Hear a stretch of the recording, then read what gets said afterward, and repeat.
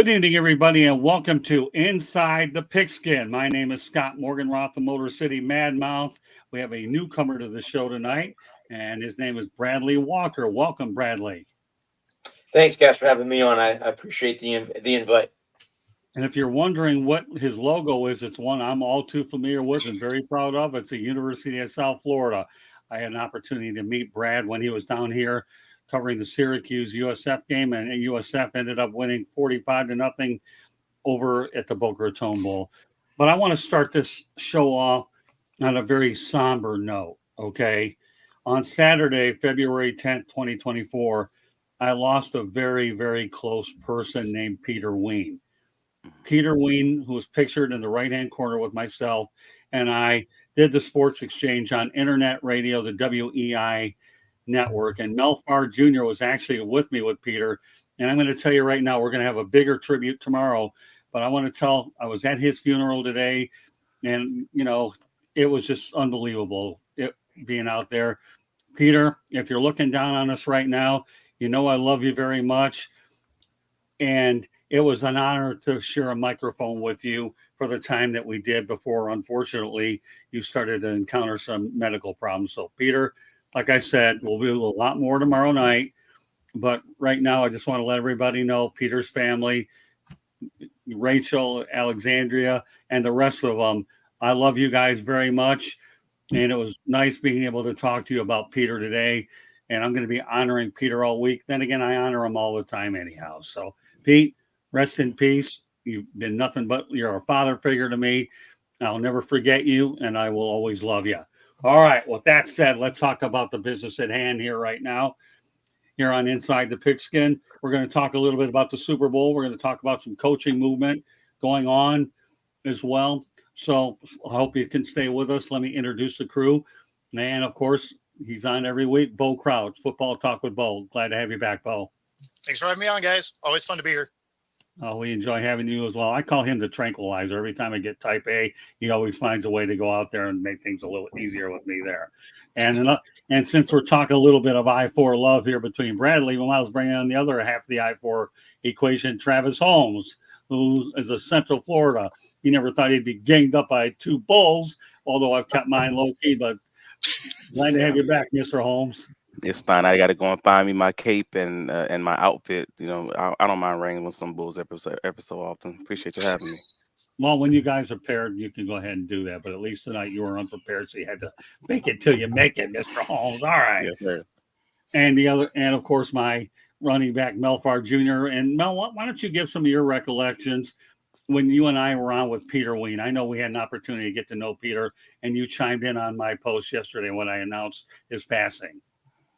Yeah, I remember, when we first started out, obviously it was the three of us that were doing it. We were doing it on the telephone. Sometimes I might be driving home from work, or sometimes I might stay at the office and go ahead and call in. I remember him being a very nice man. I do recall you and I talking at a time where he had taken ill. Obviously when I saw that today, I was very sorry to hear about his loss. And obviously my condolences go out to you, his family, and all of his friends. Yeah, it was unbelievable. You talk about our early beginnings, and I started on internet radio, WEI network. And you know what? I didn't take just any radio situation. Yes, I could have bought airtime if I wanted to get behind the microphone, but why would I want to buy airtime when I knew that my abilities warranted to be paid? So rather than do that, I stayed around, continued to write. Then when Peter and I came along together, we met, we knew that we could use the South Florida Tribune and the WEI network to form a great partnership. And that's what we ended up doing. And then when Peter fell ill, I told him, I'm going to make sure the sports exchange is well taken care of on my brand. He says, you know what? You have my support. I know you're going to do well with it. And there were times that show on internet radio would net anywhere between 4,000 and 6,000 people for the time that we were on there. We ran it Tuesdays and Thursdays from 5 to 7. So it was unbelievable how we had to connect to a lot of different time zones, and we did a lot of cross promoting. So Mel was one of my originals. He really was. He took a leap of faith with me. Ended up meeting Mel on LinkedIn, and of course Mel and I have had a great friendship since then. So Peter, once again, we're going to be talking about you all week, but tonight's our first act. So Rachel, if you're out there watching the show with the rest of your family, you know where we're at, but we're far from done with you guys for sure. All right, well, let's talk about the Super Bowl. And I'm going to start off top to bottom. Are you guys buying the fact that the San Francisco 49ers didn't know about the OT rules? I just read recently that Kyle Shanahan said that they did know it, but if you're looking for an excuse to lose, I don't think this is a viable one. What do you think, Mel? I'm not buying it, but I don't disagree with him taking the ball first. It's probably what I would have done. Put the pressure, go out there, score some points. And you put pressure. I felt pressure after they kicked that field goal, so I can only imagine the amount of pressure that the Chiefs felt, and knowing that they had to go out there and sustain a drive and put some points on the board, whether it be a field goal or whether they scored a touchdown. And it got into some dicey situations. You know, they did get a fourth down. They ran the ball on third down. Wasn't a very good running play. Ended up with a 4th and 1. Pat Mahomes was able to convert that. On the first down, they threw a pass. The guy gained 6 yards. The next thing you know, he loses 4. Trying to break a tackle, he loses 4 yards, and they're 2nd and 14. And they throw a great pass, and they ran a good play. Hit the Rice on a crossing route, and ended up getting the first down. But for the players, it really doesn't matter whether you know or not. Your job is to go out there and play. The coach's job is to be prepared for those types of situations. Mm-hmm. And I'm sure, you have to think about it. They just came off a long drive in which Kansas City went down there, I think, to kick the field goal to tie the game. The guys, the defense was just out there for 11 plays. That was a long drive. So you want to give your defense some rest. I mean, that's the smart thing to do. Given the situation of the game, forget about the analytics and all the other kind of stuff. You just got to go out there and play, and you got to try to put some points on the board. And, you needed to get a touchdown. Unfortunately, you were unable to get a touchdown. You were able to kick the field goal. That puts pressure on them. They have to score. A lot of bad things can happen. Fumbles can happen, interceptions can happen, and they can get a loss of downs because they ended up losing they don't convert a 4th down.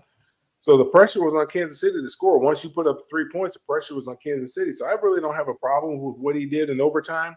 And as far as the players knowing what the overtime rules are, heck, most people don't know what the overtime rules are because they always change them anyway. But it's really not on them to know it. It's really on the coaches to know it. I'll make my point short and sweet. I heard the officials. They explained them pretty explicitly what they were going to do. And unless people have a hearing problem, they were explained pretty simply to me. All right. With that said, Brad, what's your thought? No, I agree with Mel. I didn't know either. I just heard on the radio this morning here locally in Tampa that the defense was out there for that, that drive. And, I think Shanahan said, hey, I want to rest my defense, because if he put the defense back out there and, who knows, Kansas City would have went down the field, scored a touchdown, and then they were unable to come back and score one. And I think if that would have happened, the pressure would have been on Brock Purdy.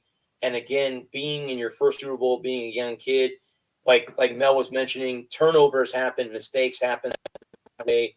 And I think I don't, the whole thing with he didn't know the rules. He did. He did what he had to do. He took the ball to give his defense a rest. They got 3 points out of it.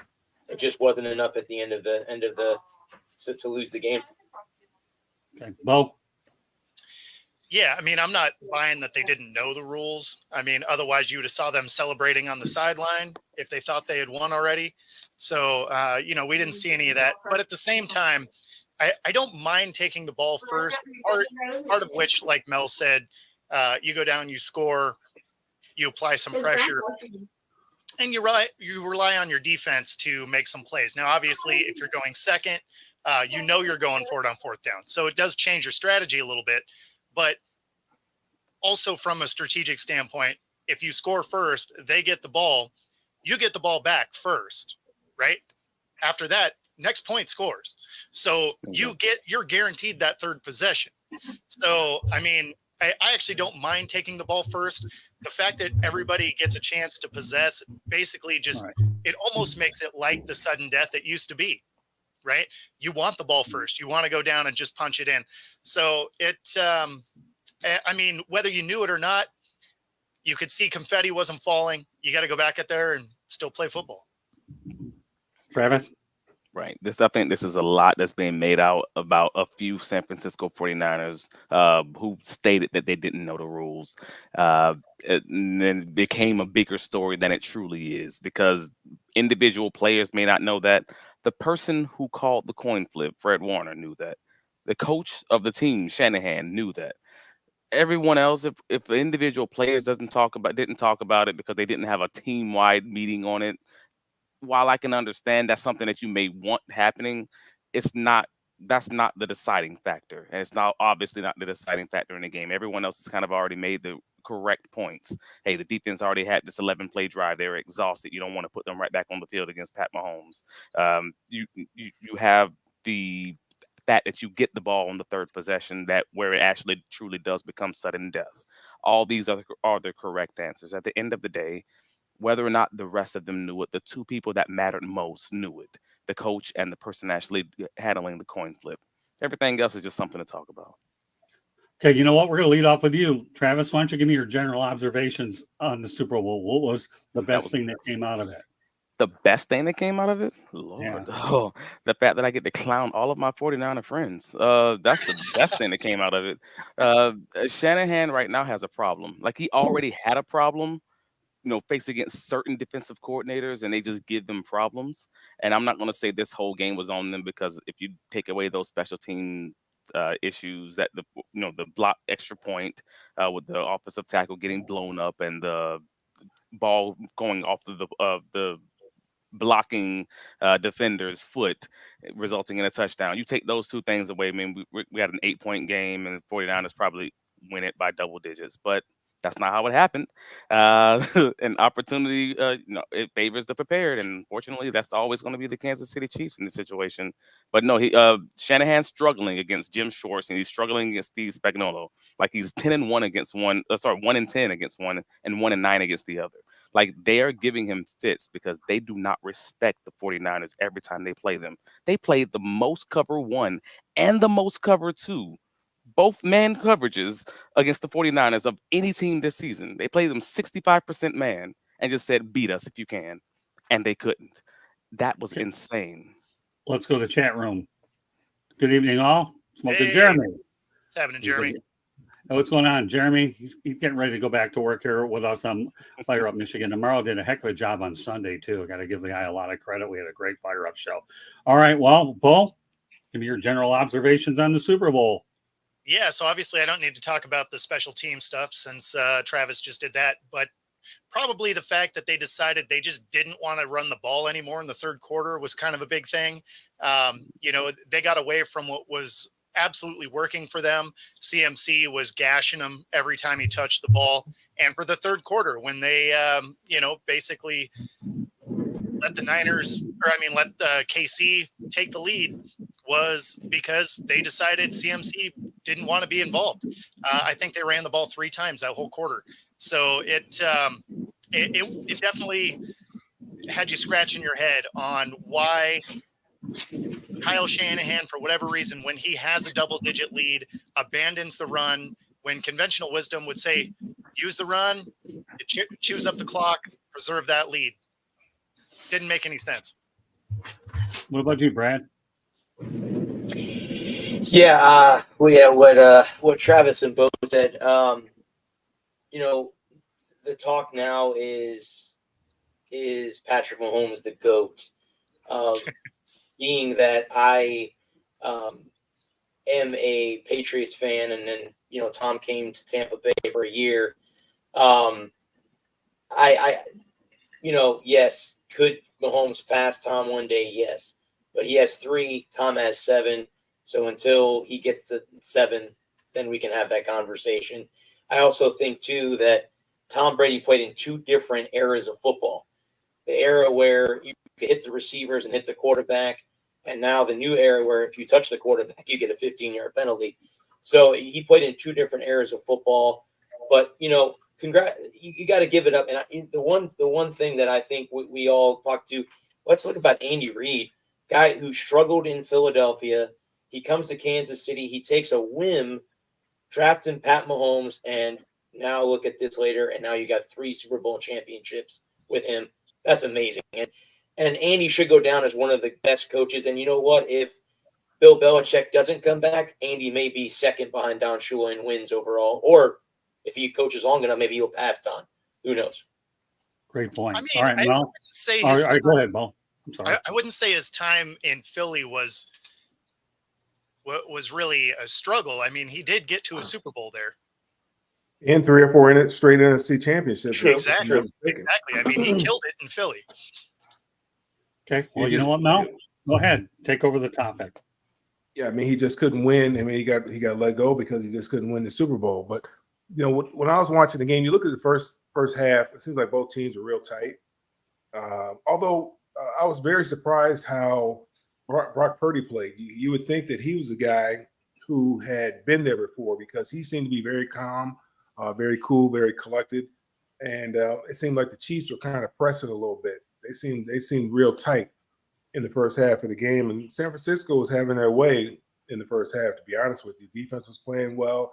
They were playing lights out. They were getting whatever they wanted, running the football, throwing the football. It looked like, you know, San Francisco really controlled the game in the first half, but I think they only had I can't remember what the score was at halftime, but they didn't have a very large lead going into halftime. And even in the third quarter, they came out, you know, looking good. Kyle Shanahan's problem is he believes all the hype. Everybody says he's a great play caller. He's a genius. He's this and that. And he has to start proving to people that he is everything that everybody believes that he is.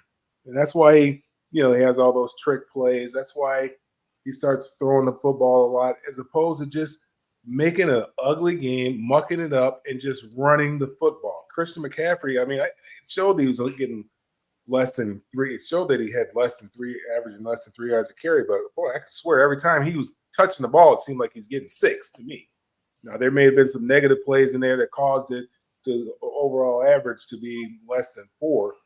But it seemed like every time he touched the ball, he was getting at least 6. And that's, he touched the ball 30 times in that game, which is, you want to ride he's the horse that pulls the buggy. So I mean, that's who you want to ride. He's the one that's got you there.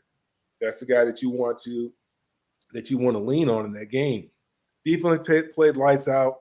I think they only gave up 1 touchdown. And that was after that muffed punt, if I'm not mistaken.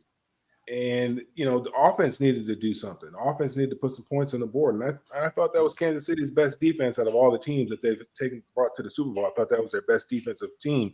And still, the 49ers were able to do whatever they wanted to do, running the football, throwing the football, getting nice little chunk plays. There weren't any big plays, but they were getting nice chunk plays that would allow them to keep the drives alive. They just kind of stalled somewhat in the red zone. But that's my takeaway from the game. It's just Kyle Shanahan being Kyle Shanahan, trying to prove to everybody that he is this great guru, this great genius. That's why I was very pleased that the 49ers lost. I was not rooting for the 49ers at all. Well, yeah, I can tell you've had it in for the 49ers. Candy, let's go to the chat room, okay? Smoking Jeremy B's got one up. And you know what? Go ahead, Bo, and read it. Oh, okay. I want to ask if you all noticed the 2-yard run on first down to have them award the Chiefs a first down on that play, 139 left in the fourth. Yeah, so I saw it on the screen, right? They went from first to second down, then they showed the Super Bowl logo, and then it went back to first down. I didn't go back and watch the rest of the clip to see if that truly did, go down that way on the field. Sometimes your video editors, put up the wrong graphic. So I don't know if if that was indicative of what actually happened on the field, but I did see that, I did see that switch on the screen. Right. All right. There's only 2 things I'm going to take out of this whole thing. Number 1, Kyle Shanahan is 0-3 in the Super Bowl. And 2, Reba McEntire had the best national anthem that I have ever heard and seen. This woman was unbelievable. I can tell you right now on YouTube, I probably played it about 10 times. You want to talk about a woman out there that went out there and poured it on and laid it on good? Reba McEntire, you made a fan out of me. That was a great national anthem. And as far as what else I took in the rest of the game, I got experts that went ahead and said everything I was going to say. That's why I waited to the end, because I got smart people on this show. All right. With that said, I want to point out that Inside the Pigskin is being broadcast around the world. The audio version of Inside the Pigskin can be heard on iHeartRadio, Apple, Spotify, Google, wherever you get your podcasts. Please hit the red subscribe button on YouTube, South Florida Tribune. We're striving for more subscribers. Please also comment, like, and share the broadcast. Want to be a guest? No problem. Just participate in the chat room or send your topic ideas to southfloridatribune@gmail.com. If you want to advertise cost efficiently, give me a call at 954-304-4941. We broadcast live on Facebook, LinkedIn, Twitter, and YouTube. My website's www.southfloridatribune.com, which Candy Ebling does an outstanding job. And our Twitter/X is at Tribune South. Candy Ebling is behind the scenes. She's our MVP. She does it all, whether it's commentate, website, produce, you name it. Okay. Also, I have a book out there called Lessons from the Microphone, Tuning into the Enduring Wisdom of Visionary Leaders, which pretty much says old school media versus new school media. It is available on Kindle and Amazon. What kind of a read is it? Well, I'll tell you one thing, okay? For those individuals that want to learn about the media or young podcasters that are aspiring to get in it. All right, with that said, okay, Jeremy is commenting on the national anthem, Whitney Houston and Reba McEntire, the two best I can remember. Jeremy, you know what GMTA stands for, right? Great minds think alike. Very good. So that's pretty awesome. But also, you said that Shanahan is 0-3 in the Super Bowls. Shanahan's not just 0-3. Shanahan's 0-3, and he's been up double digits in all three of them. There you go. Like to everyone else's point, that man just has a knack for avoiding the run when he just needs to just run the clock out. Jeremy, all I'll say about it is I like when you mention my name. I'm going to stick with Reba McEntire, and that's about it because I've only listened to it 10 times. And she actually made my mini drives playlist, which only has 36 songs. And if you make that list, you're doing really good, Reba. Let me tell you, that's a heck of a rendition. Okay, so I hope that answers your question. And don't ask me on Fire Up Michigan tomorrow because you already got the answer. We'll have new topics tomorrow. Just to let everybody know a little bit about what our programming could be like tomorrow. We're going to have Fire Up Michigan tomorrow, followed by the Sports Exchange. And, of course, we're going to have Pundits Pundit on Thursday and Fire Up, which Jeremy Ballrick will be on there as well. And, of course, Jeremy and Candy are back at it on Sunday. So with that said, we'll continue. We're going to move over to college football a little bit. Mel should feel pretty good about what I'm about to say here, or maybe not, but it's certainly an area he's all too familiar with. Chip Kelly is leaving his head coaching job to be the offensive coordinator at Ohio State University. But guess what? At least the one thing UCLA can feel about is they have a Hall of Famer in Deshaun Foster as their new head coach. Well, I might as well lead off with Mel. It's his alma mater. What's your take on Chip Kelly, Deshaun Foster? Kind of odd. You look at the landscape of college football. That's kind of a lot of the guys are leaving for coordinator positions. I mean, he had his name in the hat for a number of coordinator positions in the NFL, which, I can kind of understand. Maybe you want to do that, go to the NFL and be a coordinator. I know the coach from Boston College, left the head coaching position there to become a defensive coordinator at the NFL level. I believe it was with the Vikings or Bears, somebody, I can't remember exactly which team it was, with the Packers. And so, I mean, I can understand jumping and going back, going to the pros, but I can't understand staying in college, taking a haircut in your pay, and going to be a coordinator in the same conference, in the same conference that you're in.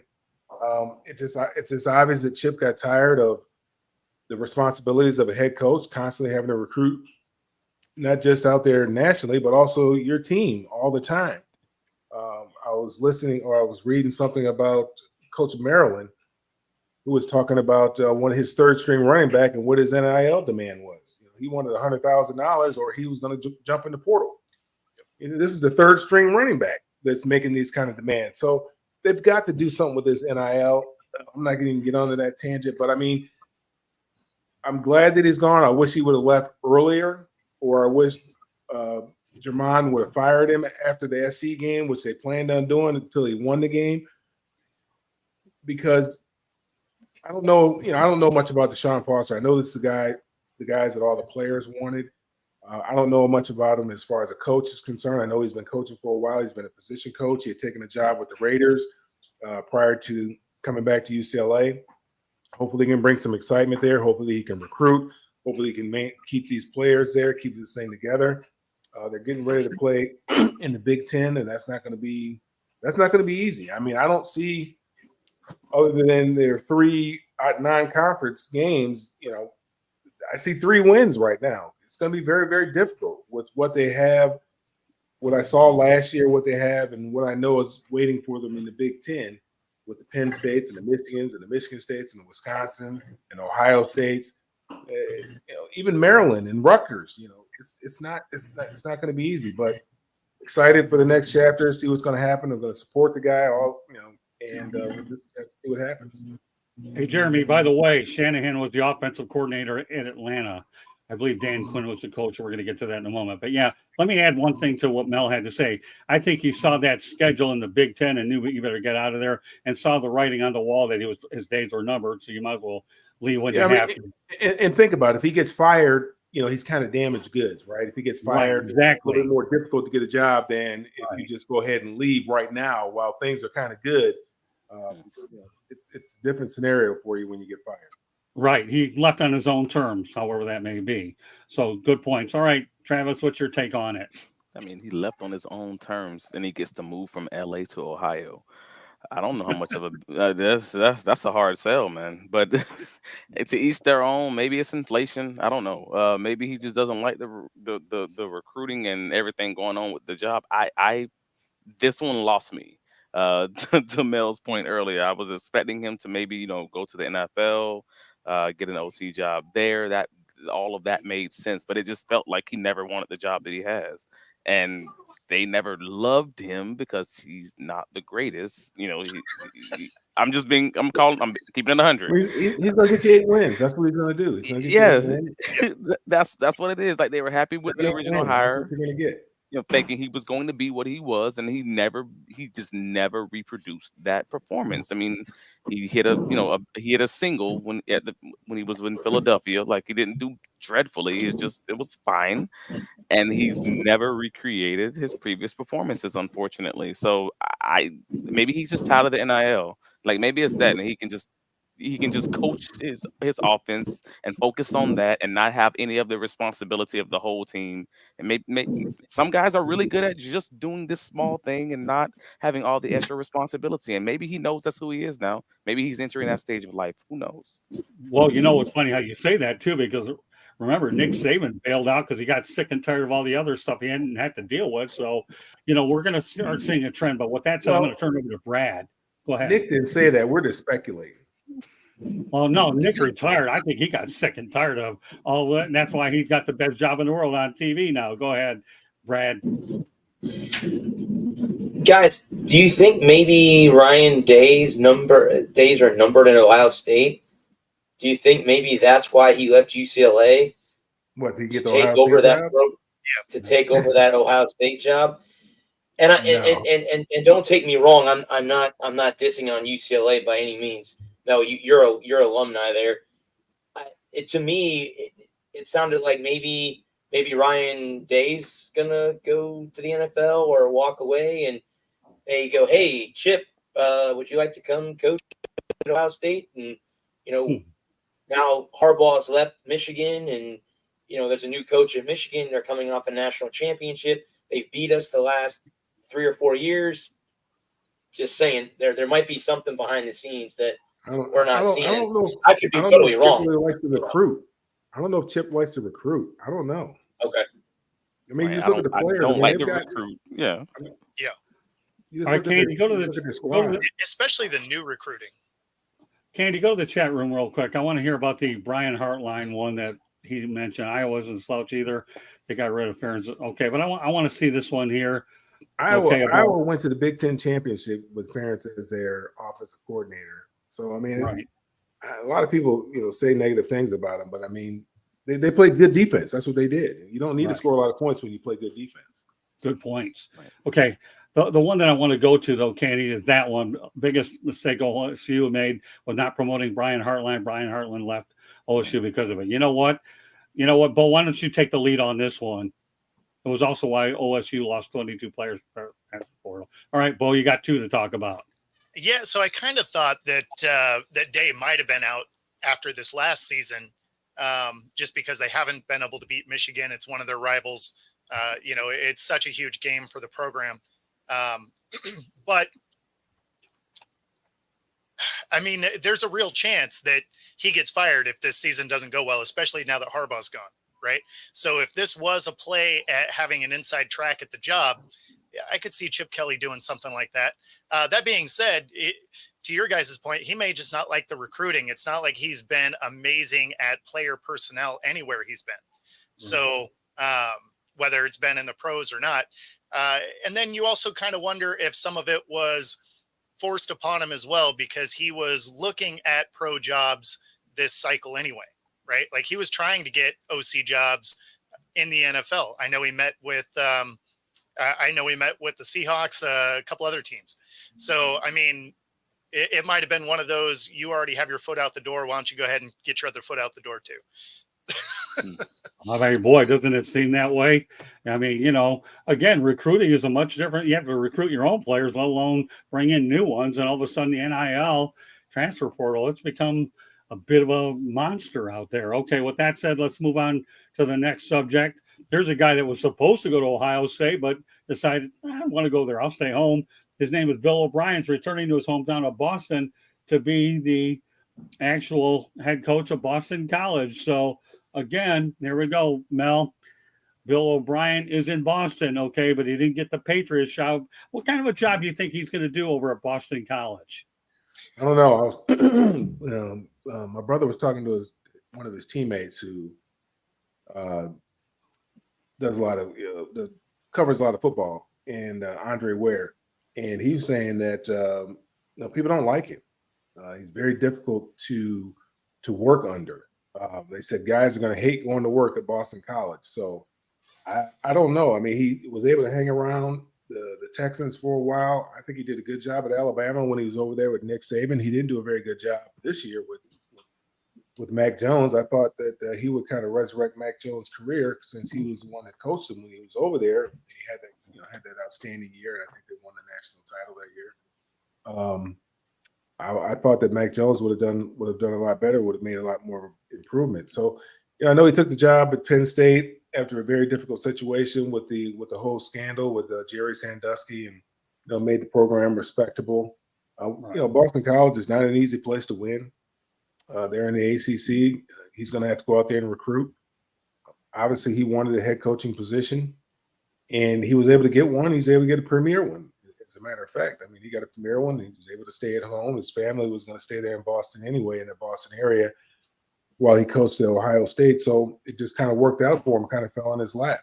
So I'm not, I don't feel one way or the other about Bill O'Brien, but I'm sure they'll do, I'm sure they'll get 7, 8 wins. I'm sure, because the ACC is a tough conference for a Boston College because it's tough to recruit there.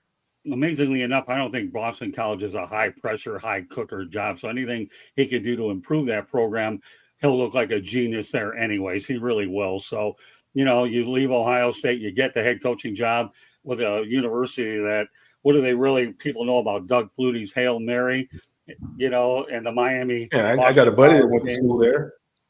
What's that? I got a buddy that played there and came out the same year I did, but I hadn't even heard of Boston College prior to that. Yeah, well, amazingly enough, Boston College isn't really known for their moments, not their college football playoff. Their moment. Acumen. Yeah, their moment.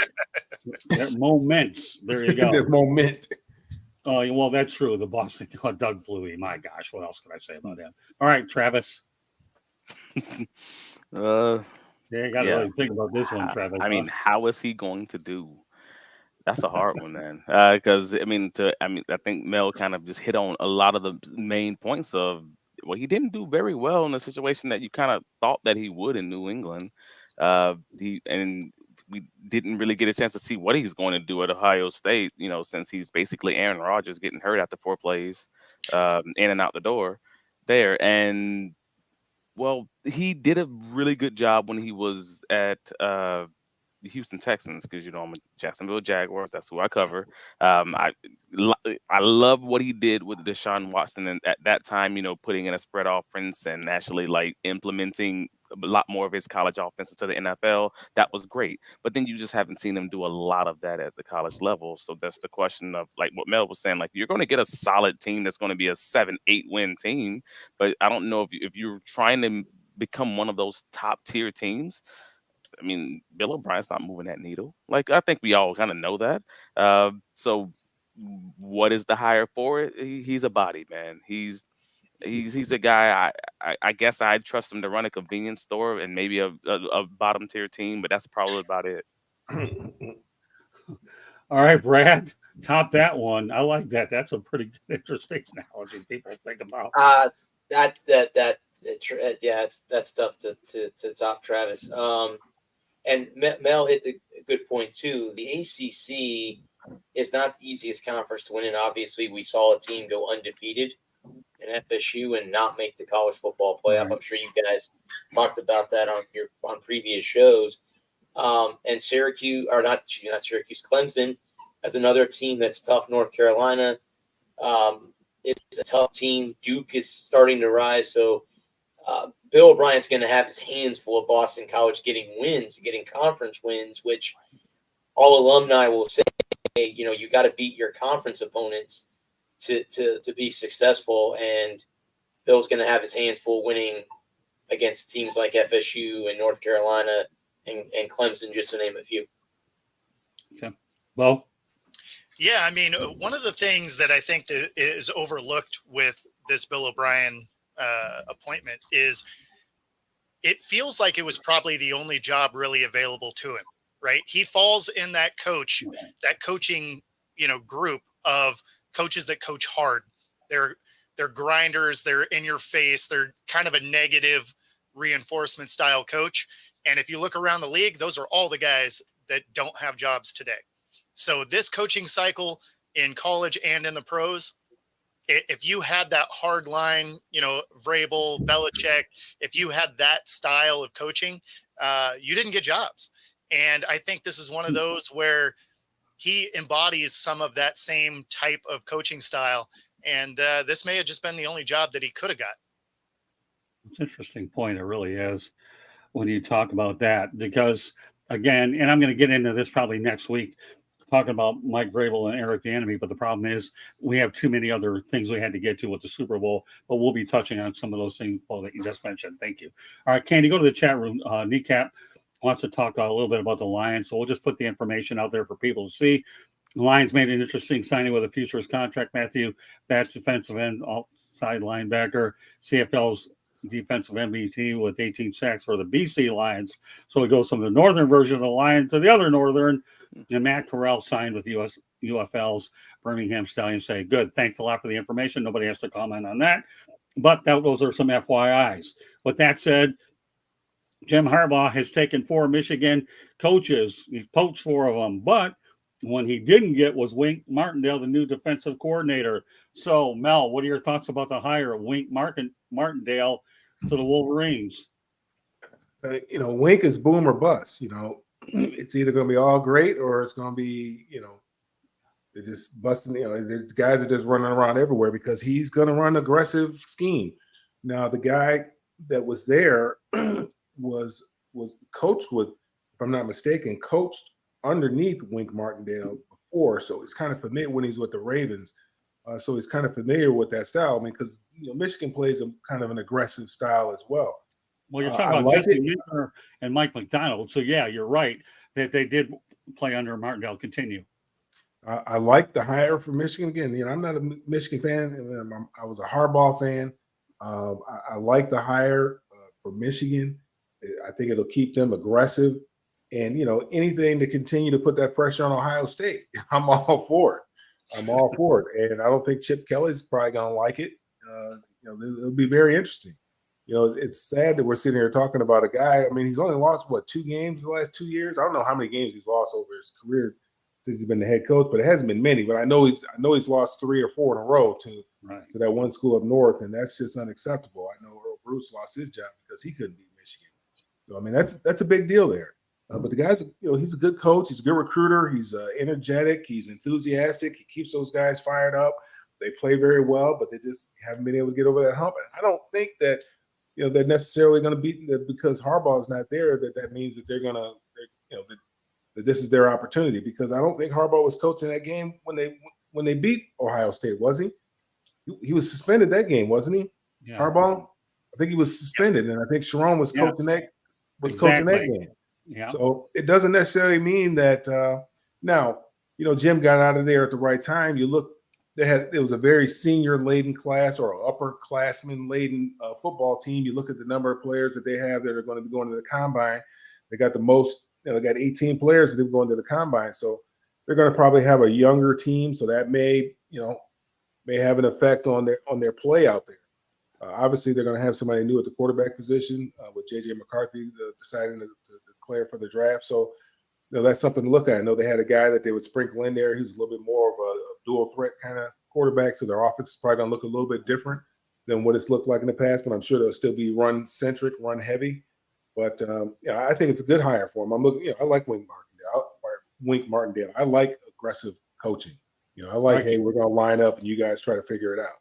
All right, Candy, go to Jeremy's latest. All I'm going to do is read it. And then if anybody wants to chime, fine. Glad Michigan also hired Wisconsin D-line coach. Wink Martindale likes to run at zero blitz. Great for the linebackers, but hard one. Yeah, if you got good DBs, hard in secondary. But if you got good DBs, it don't matter. Right. Okay. You got to get to the quarterback. That's the whole thing. You better get to the quarterback. That was exactly what I was gonna say. I'm Right, a DB. well- I'm a DB guy, and I love Wink Martindale. I always have. Even when they say it's boom or bust, or when they say it's going bad. Hey, normally it's going bad because he has bad DBs. Like you're going to be as good as your You're athletes. not getting home. Right. Well, that's the biggest thing. Got to get home. But in college, you can recruit. This isn't like the NFL where you just draft. Hey, man, this is about college throwing money at kids and going and getting them from their couches or from their parents' couches. Cool. If you don't have the guys, go and get the guys. That's a lot easier.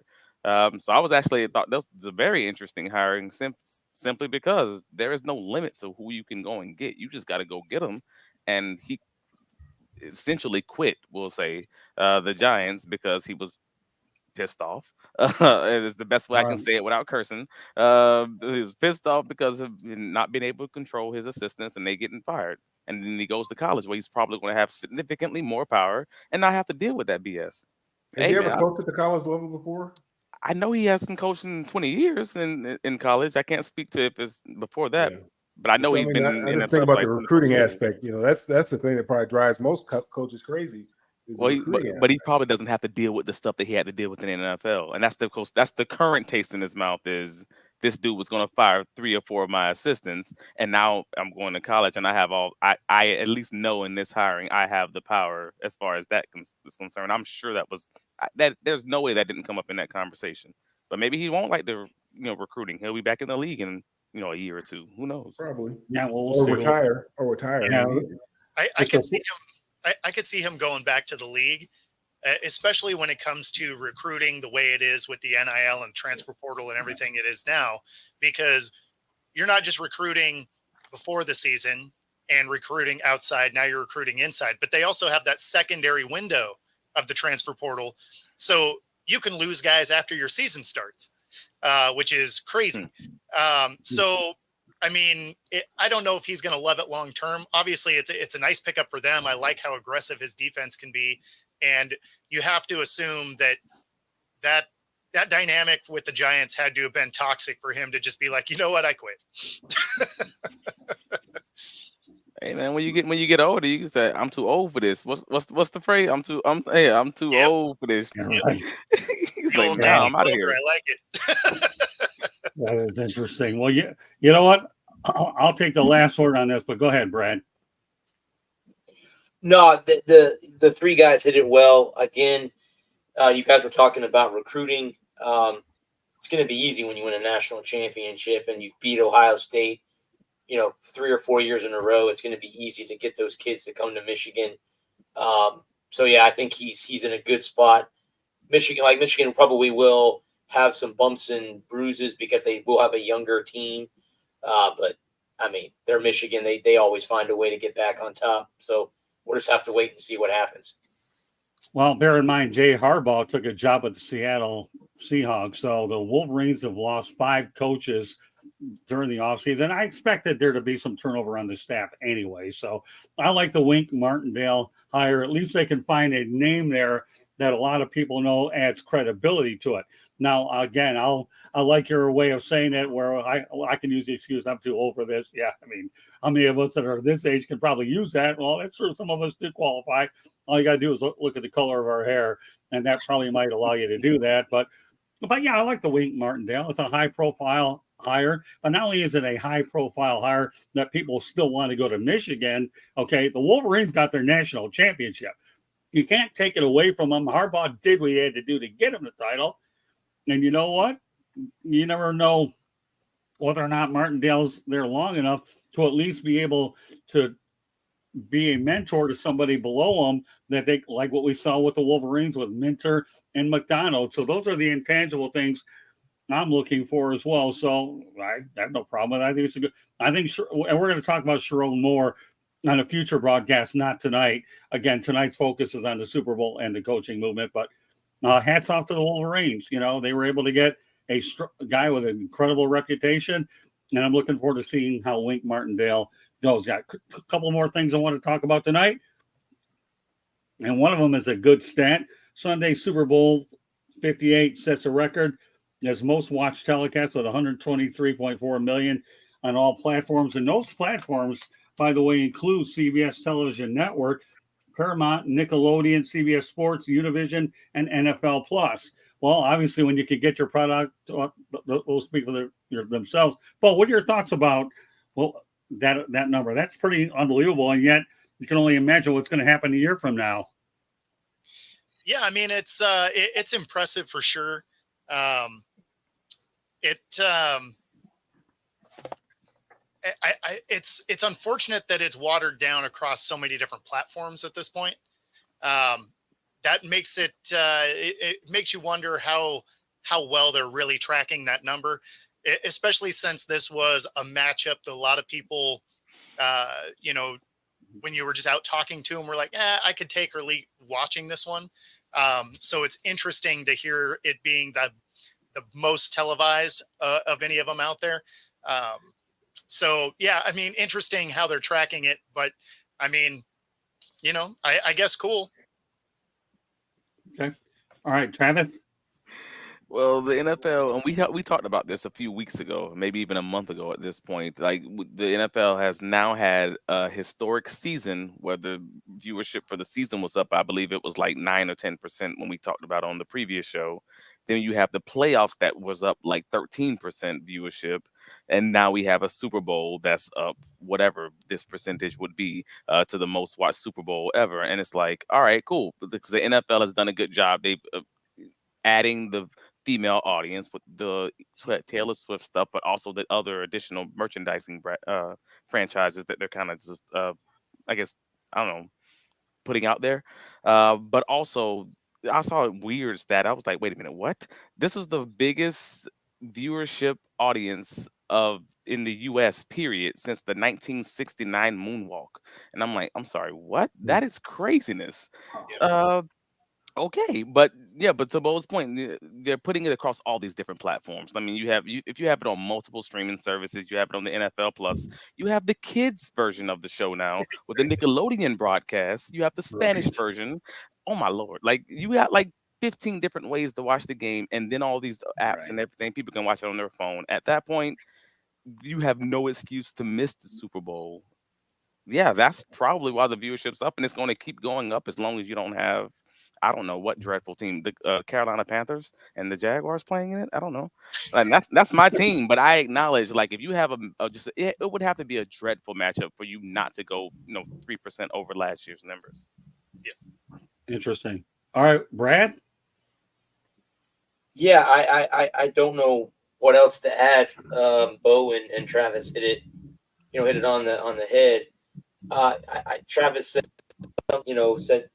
the thing is drawing female audiences, and Taylor Swift had a big part of that. I also think you had a big child, like you said, Nickelodeon aired the Super Bowl, but I think there's a lot of young girls out there that are Taylor Swift fans. So anything she does, they're watching on TV. And there was a comment that I heard the other day that Taylor's winning Grammys, Travis winning Lombardis. So if that keeps going on, the NFL is in good shape moving forward.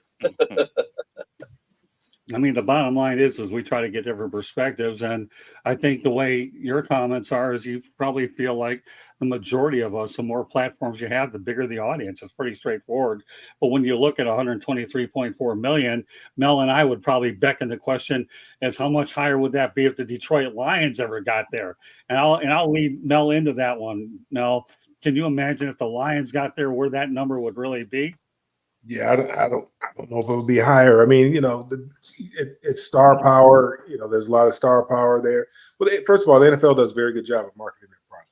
Number one. Number two, they did a very good job of marketing this Taylor Swift and Travis Kelsey thing. They use that to their advantage as well. They said they probably got about $330 million worth of free advertising with just people talking about that whole dynamic, the Travis, Right. Taylor Swift Mhm. and her coming to the games and so forth and so on. Kind of like our former president does.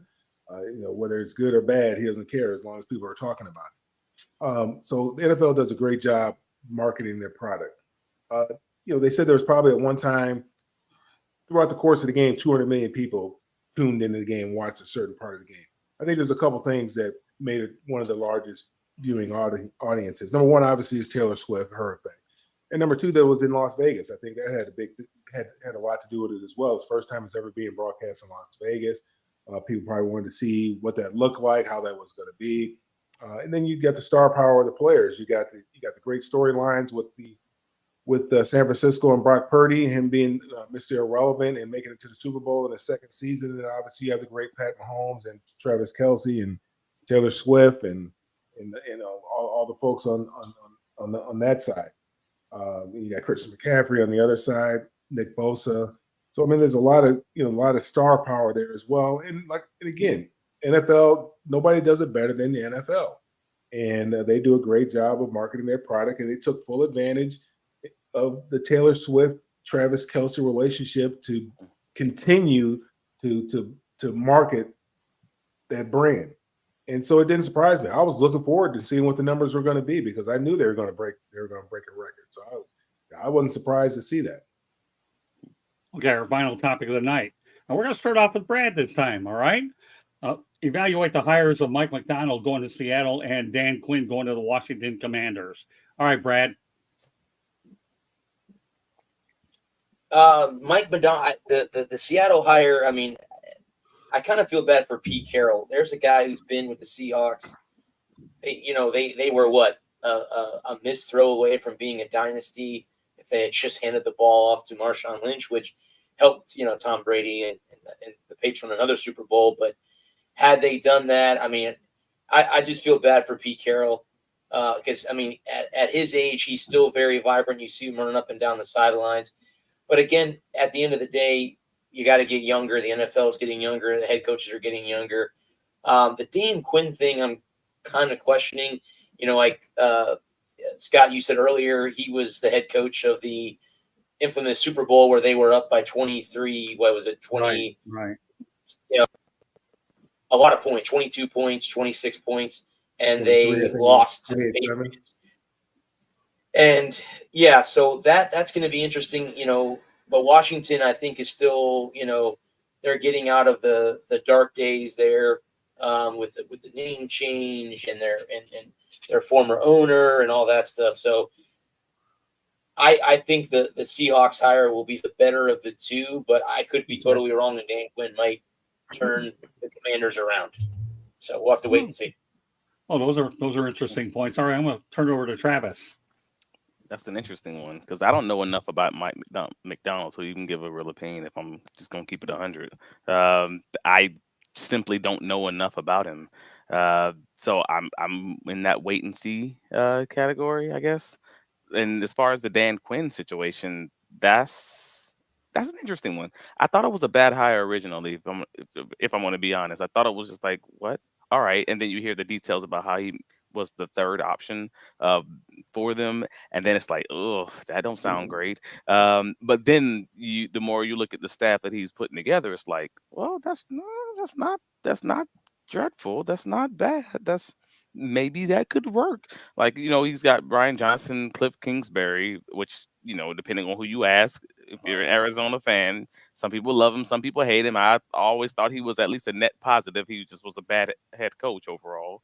But if you can get him, keep him as your OC, you're probably doing all right. Like he's got a solid coaching staff around him, and that's almost equally as important or as impressive as just being a good individual leader. Because you can be a great leader, but then if your the guys under you aren't, it's going to show. Those cracks will show eventually. So I have to believe that Washington team, their arrows pointing up overall. I don't know what that means in the whole scheme of things, but I actually did like the overall, staff they're putting together, even if I didn't love the hire.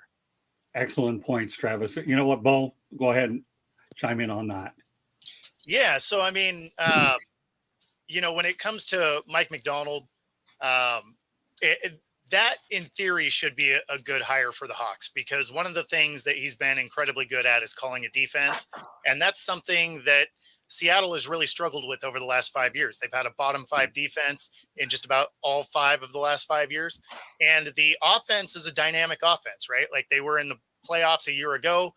They were 1 game away from being in the playoffs this year, despite the fact that their defense was terrible. So if he can bring this defensive attitude that they had with the Ravens and elevate it, not even to an elite status, you elevate it to a middle of the road team, and you keep the dynamic nature of that offense, that's going to be a tough out for anybody. He's going to have incredible pressure to be good immediately, though, because this was a team that was just in the playoffs, and there's been an insane amount of success during the Pete Carroll era, and he comes on the heels of Mike Holmgren also getting this team to a Super Bowl. So he's going to have a lot of pressure to be good day one. On the other side, you got Dan Quinn. They are building a team. He's going to have a lot of latitude. They're not going to expect them to be awesome day one, because they traded away a bunch of pieces. They have a lot of cap space. They have a lot of picks. And not only do they have a new front office, but they got all new staff. This ownership group also coming in for their first year, they're going to have to be a little bit patient, because this is a full rebuild top to bottom. So I think that actually favors Dan a little bit, just because the expectations aren't going to be extraordinarily high coming in. Well said. Now, yeah, I think I think Washington kind of settled. I think they wanted Ben Johnson. I think Ben Johnson spurned them, and they took and I feel bad for Dan Quinn because he wasn't their first choice, but it's he gets another opportunity to be a head coach. They are devoid of talent, because they did get rid of a lot of their talent at the trade deadline, and they don't have a quarterback, but they do have, I think, the second pick in the draft, so they can address that. I'm not real sold on Cliff Kingsbury as far as an offensive coordinator. I'm not really sold on him and his abilities. I've read some things about him recently, and the person was talking about he hasn't done anything. He hasn't won. I mean, the guy got fired up, which I never could understand. Right. He lost his job at Texas Tech, but ended up getting the job at the Arizona Cardinals, which I never understood. Now, I know he was taking an offensive coordinator job position or something like that in the interim for a short period of time at USC, but all of a sudden, you get fired up. You lose. You don't do anything at Texas Tech. You got a losing record there, and you become the head coach of the Arizona Cardinals. Didn't really do anything. I think they might have made the playoffs once, but I was never really impressed with anything that he did over there. Now, I guess for a few years at a couple stops, Houston and somewhere else, he did a good job as offensive coordinator. They put up big numbers. Texas A&M, I think, was the other school. So we'll just have to see. That's the big thing for Dan Quinn, because he's not an offensive guy. He's a defensive guy. So, when he had his best years is when Kyle Shanahan was his offensive coordinator there. That's when they went to the Super Bowl. He's got to get that right. He can get the defense right. He's going to get the guys. They're going to be fired up. They're going to be ready to play. But he's got to get that offense right. They got to get somebody that can play that position, obviously, and they got to get some talent. They got to be able, to do the things that he's been doing with the Dallas Cowboys, which is getting after the passer and turning the ball over. McDonald, I think he'll do fine. I mean, you look at what he's done with that Ravens defense. That defense has been lights out. It's funny, all the pundits will say that you need to hire offensive coaches. Hire offensive coordinator as a head coach, but a lot of these coaches that got jobs were from the defensive side of the ball, whether it's for Atlanta, whether it's for Seattle. You look at Washington, in other teams, a lot of the coaching hires went to the other side of the ball. I don't know why that is, but it's just funny. All the pundits say you should go offense, offense, offense. but these owners are going with the defense on the defensive side of the ball. I mean, All right. I can answer that one. yeah, I was going to say, Wait, hold on. I want to go to Bo. I know he has to get going in a moment. So say what you're going to say, but when you're done with that, let everybody know how they can get a hold of you. Go ahead, Bo. yeah. So, I mean, why it would make sense to hire an OC as your head coach is because then you never have to worry about that particular position getting poached, right? I understand. So, I mean, that's the only way it really makes a lot of sense is it's like, okay, you never have to worry about your quarterback having to learn a new system every couple years because another team is snagging that guy. But at the same time, you also need a good defense. So, I mean, that I feel like you can go either way. But yeah, that's why the pundits keep leaning into that. But I don't necessarily agree with it. Granted, I was a defensive guy, so I like a solid defense that's there and will grind out a game. So there's that. And then, of course, you can find me right here every Tuesday. And, of course, on my channel at Football-Talk, on all the socials, Football Talk with Bo, and, of course, Roku TV 5 days a week. Thanks again for having me on, guys. I got to get to the next show. Take it easy. Thanks, Bo. Thank you. All right. With that said, okay. The only thing I'll say about this whole topic here is this. Head coach is only as good as his assistant coaches. That's all there is to it. So, yeah, if you hire a good staff, then you have a puncher's chance that things should turn out pretty well. Great first act for Brad, by the way. I'm glad that you came on. And obviously, we feel like we found you a good spot here in the South Florida Tribune Broadcasting Network. So you're going to see Bradley Walker here on Inside the Pigskin a couple of times a month. We're really happy that I have my fellow bull coming on the show with another bull. So, Brad, great stuff. So with that said, why don't you let everybody know, Brad, how they can get a hold of you and how to watch your show? Yeah, guys, I have a podcast called The Walker Report every Thursday. We have a YouTube channel of the same name. You can catch me on Bradley Lewis Walker on Facebook, at Brad Walker 3083 on X, Twitter, whatever you want to call it today. Reach me on there. I am also I met Scott at the Boca Raton Bowl when we took Syracuse to the whooping shed. Am I allowed to say that without getting they took out, in the eyes of Stuart Scott, they took out the whooping stick. How's that sound? There we go. Okay, I'll say that. I have been covering USF football for the last 6 years, and I just took on softball, baseball, and lacrosse. So I'm looking forward to that. My articles are on NGSC Sports. It's N as in Nancy, G as in George, S as in Sam, C as in Charlie, sports.com. All my articles are there. I've written about golf and soccer and all that stuff through the years. So if you guys want to go over there and read that, but I do have a show called The Walker Report. And any one of you guys, Mel, Travis, Bo, Scott as well, any of you guys are welcome to come on my show anytime. Let me know, and I'll get you guys on.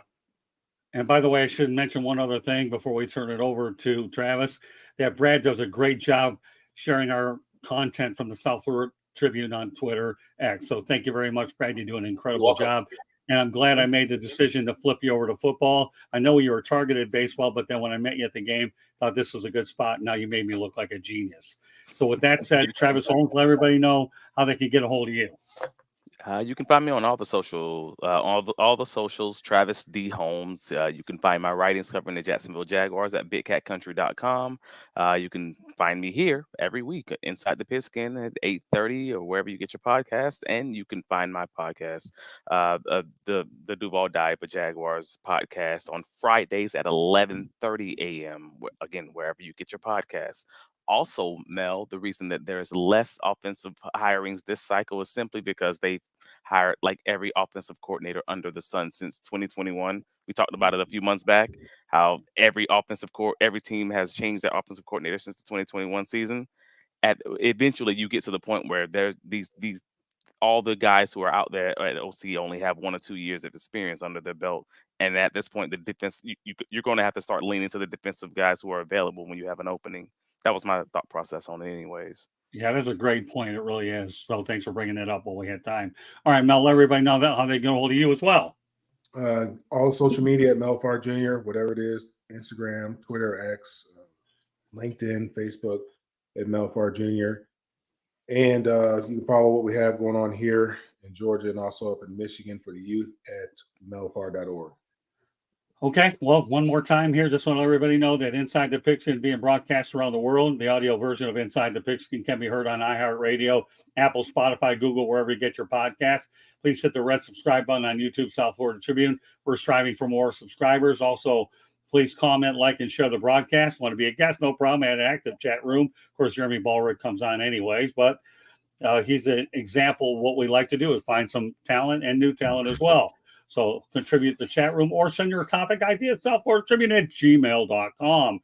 If you want to advertise cost efficiently, give me a call at 954-304-4941.